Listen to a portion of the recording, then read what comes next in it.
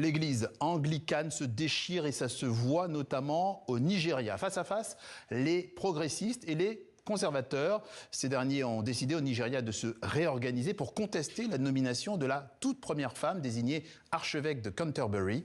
Une sorte de nouveau schisme qui va faire émerger une nouvelle instance dirigeante parallèle. Le schisme anglican au Nigeria, c'est le choix de la rédaction. Il est signé Luc Hortel et Véronique Pérez.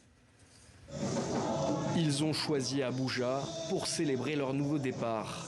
Devant la plus grande communauté anglicane du continent africain, ces évêques conservateurs dansent pour la naissance d'un nouveau conseil anglican mondial, en opposition frontale à la nomination d'une femme comme archevêque de Canterbury.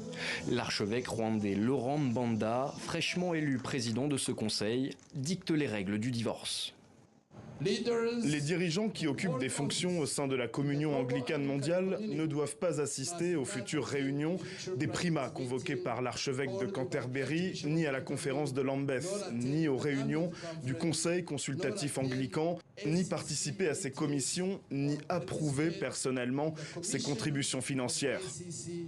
Sarah Mullally, britannique de 63 ans, sera intronisée le 25 mars prochain à la tête de l'Église d'Angleterre.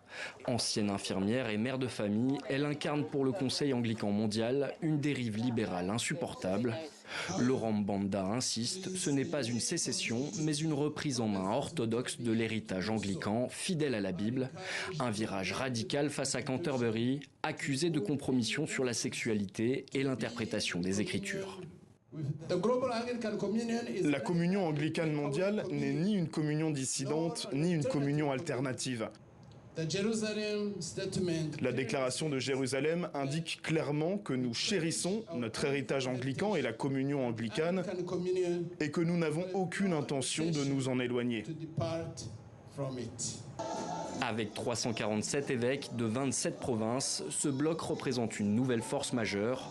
Les provinces représentées dans ce nouveau conseil sont encouragées à effacer toute référence à Canterbury dans leur constitution, un schisme qui divise au sein de la communauté anglicane africaine. Je trouve très sexiste de supposer que les femmes ne peuvent pas occuper des postes à responsabilité, en particulier dans le domaine religieux. Je suis chrétienne et je sais que Dieu nomme des femmes, entre autres, à des postes de direction dans les églises et partout ailleurs. Je ne comprends donc pas vraiment pourquoi cela pose problème. Au contraire, pour cet autre fidèle, ce schisme était une nécessité commandée par les textes.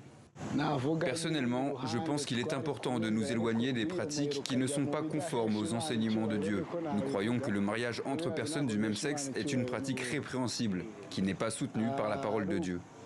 Laurent Mbanda, qui prendra sa retraite l'an prochain de sa fonction d'archevêque au Rwanda, restera aux commandes de ce nouveau conseil anglican mondial jusqu'en 2028, date de la prochaine assemblée à Athènes.